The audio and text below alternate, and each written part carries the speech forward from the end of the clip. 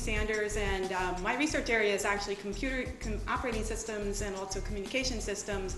I haven't had a chance to practice in that area for quite some time because I've been leading the NC-WIT effort, which you've heard about is really all about trying to increase girls' and women's participation in computing in a very significant way for all the reasons people have mentioned already: creativity, innovation, workforce readiness, 21st century skills, etc. So we don't really need to go into that.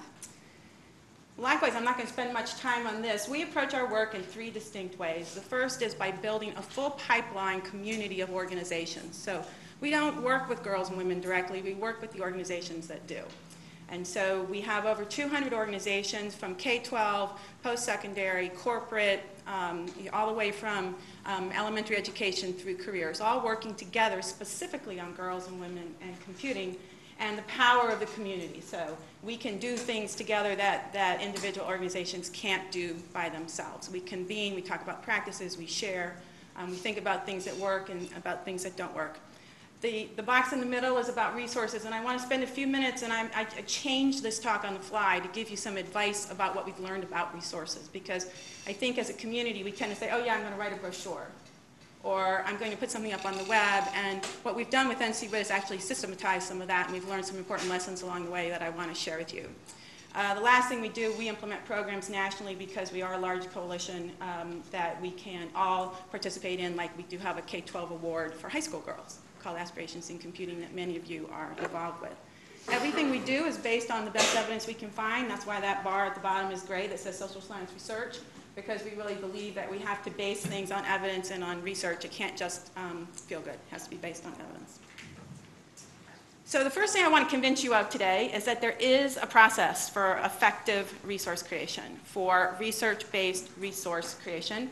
I could spend an hour telling you what NC-WITS is, but I just want you to believe me that it's there.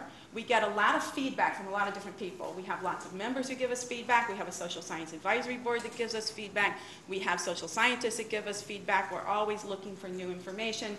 And we take the kinds of ideas that are out there that have evidence associated with them, not just an idea, but that have evidence associated with them, and we turn them into research-based resources that are free to the public. Not just on the web, but in conferences, in all kinds of dissemination ways. And one of the things we have learned about this resource creation process is it takes a lot of time, it takes a lot of dedication, it takes a lot of work to look for that research and then to make sure there's good evaluative evidence around it. And sometimes we find a great project that doesn't have great evaluation and we help them get to the evaluation around that program so that then we can document it and as a community move ahead with this catalog of resources. This is not about NC-WIT, this is about all of us having an effective catalog of resources to help us in our reform efforts across the country. Here are the lessons learned so far. The first is that it really matters what a resource looks like. And I know speaking to researchers, the first thought sometimes is, oh, well, it's just fluff.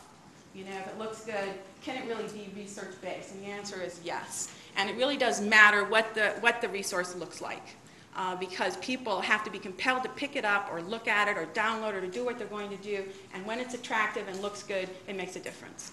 The second thing is that we have to pay attention to how people consume resources. So we have many resource series, and we could go into a lot of detail on. We have talking points and practice sheets and programs in a box and data sheets and everything else, and it's because all of you and all the change agents in the country really look at consuming data in different ways. And so we need to be packaging towards how the general public will consume this. The third thing is these resources are just as applicable to men as women.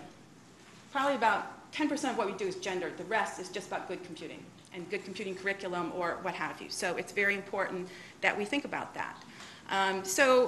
And dissemination matters. We have to hit it over and over and over and over if we want to move the needle with these kinds of resources. Otherwise, we shouldn't be doing them. So it takes a lot of time and effort to get them out there. So we think that these resources make a big difference real quickly because there's so many good-hearted change agents in this country.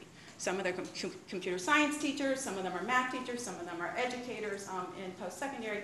They need tools. They have day jobs.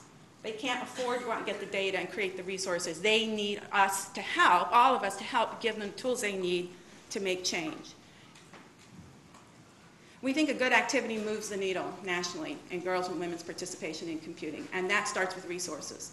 So a good resource can build awareness, a good resource can build constituency in your organizations, a good resource can convince a dean, a good resource can convince a CEO, and then once you build that constituency in your organization, then you have other resources to help you take action. You have programs in a box, you have practice sheets, you have workbooks, you have all kinds of things that you can start to put to work again in that process of reform.